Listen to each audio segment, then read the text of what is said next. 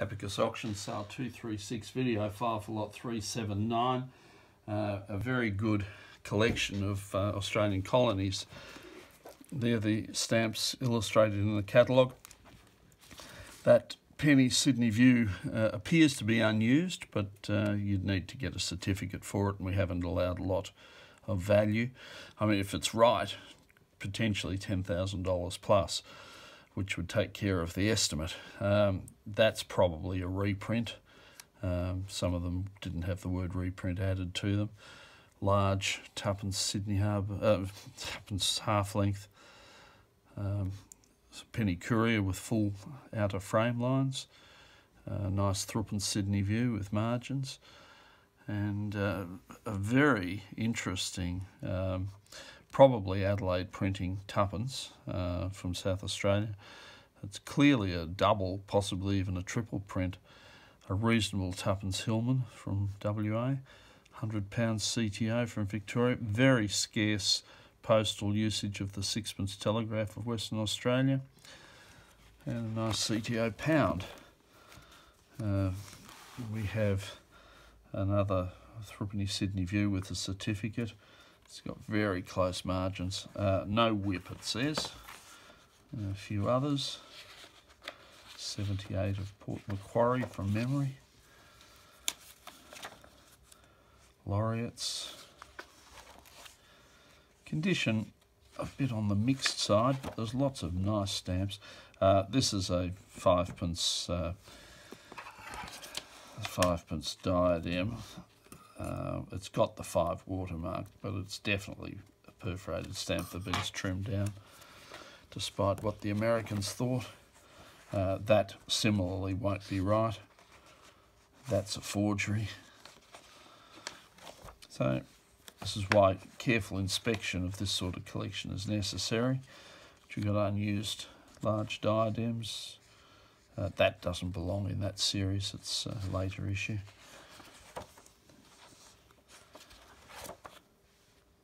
The red overprint, it's not CTO. We would think that that's probably a forged overprint.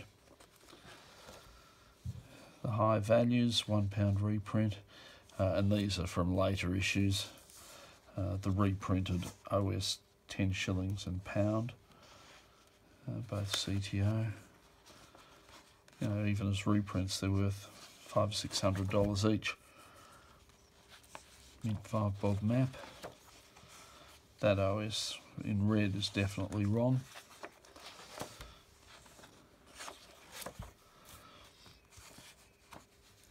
It's easy to see how if a collection like this came up at an unscrupulous auction house, or more often an auction house where they don't know what they're doing, say in England or in America, a lot of these stamps would go through to the keeper as being genuine, not what they are.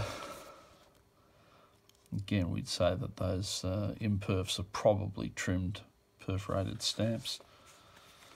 Fiscal cancel, and there, that's probably been cleaned. You'd need to lamp these, but just treat them as guilty until proven innocent.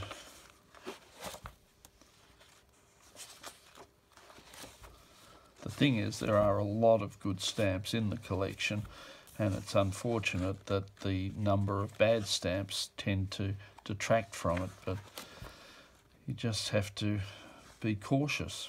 They're all fiscally used. Pity there's no 6 shillings. This page was printed before the 6 shillings was known to exist. Again, they're probably all fiscally used or cleaned. And these have probably got the impressed, yes, the clear embossing. Very attractive series. South Australia, we've got interesting lot. Almost certainly wrong. In fact, I'd say definitely wrong, definitely wrong, definitely wrong. Well, how can that be definitely wrong? No, it just looks wrong.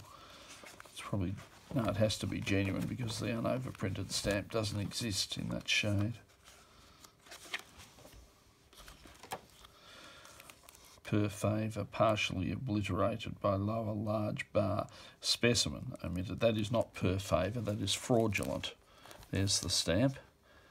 Not worth a cracker. Whereas if it had been left alone as a revenue, they've sold for more than $6,000 each. There's a plate proof with the void tablet. So there's your standard specimens, I think, the reprinted set, yes. So they're the stamps that were reprinted for distribution to the UPU members. That is not a £5 brown by any stretch of the imagination, certainly not an unused one. There's CTO, that might be, but goodness knows what that's supposed to be. And that's a clean fiscal. 15 shillings brown. Well, you can see how badly it's been cleaned. It's now yellow. These are definitely forgeries. Nice if they were right. CTO, mint pound. A few relatively common departmentals. Full margin courier that looks like it's been played with. This is an area where you need to get really good advice, or you need to learn enough to know what you're doing that you don't fall into the traps that this collector has fallen into. You know, the stamp is clearly fiscally cancelled, and the Hobart is a forgery. And this is a high numeral used on a £1. The chance of it being right is pretty slim.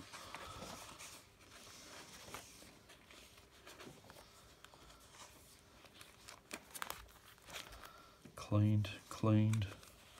If you can tell without ultraviolet that things are cleaned, then they're pretty amateurishly done.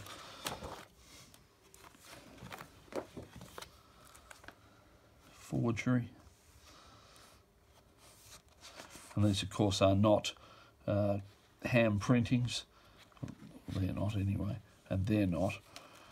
But it's a simplified cataloguing. Shilling registered looks nice. The sixpence is too late is cut into.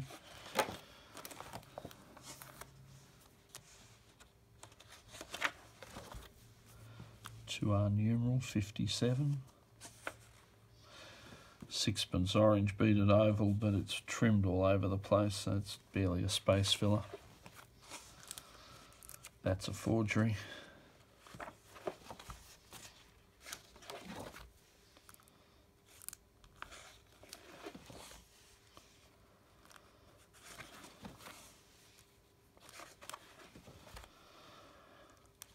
Fiscals, toned, postally used, CTO. This is always a popular item, always in that condition, sells for about $400. You can see how badly this has been cleaned. You can still see the purple cancel that was on it. These stamps, certainly from a shilling and above, they're all guilty until proven otherwise. You know, look at this stupid thing that masquerades as a postmark. This stamp is not known postally used, the 15 shilling violet.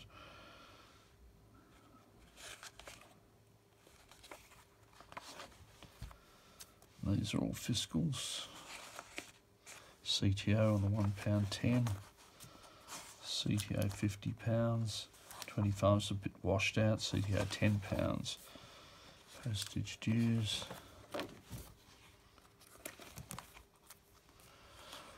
There's a certificate for that tuppence Hillman at the start.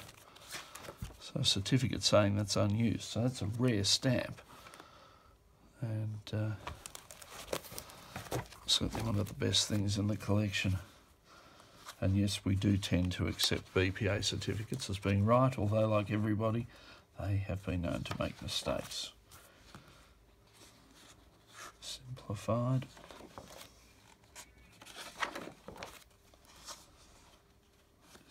double double overprint in green and in red. Mint, high values.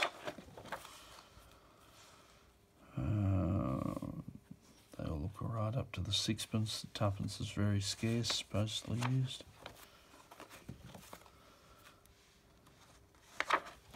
That's it. So a bit of a mixed bag, but if you weeded out all the problem stamps, you'd have a really nice basis for expansion.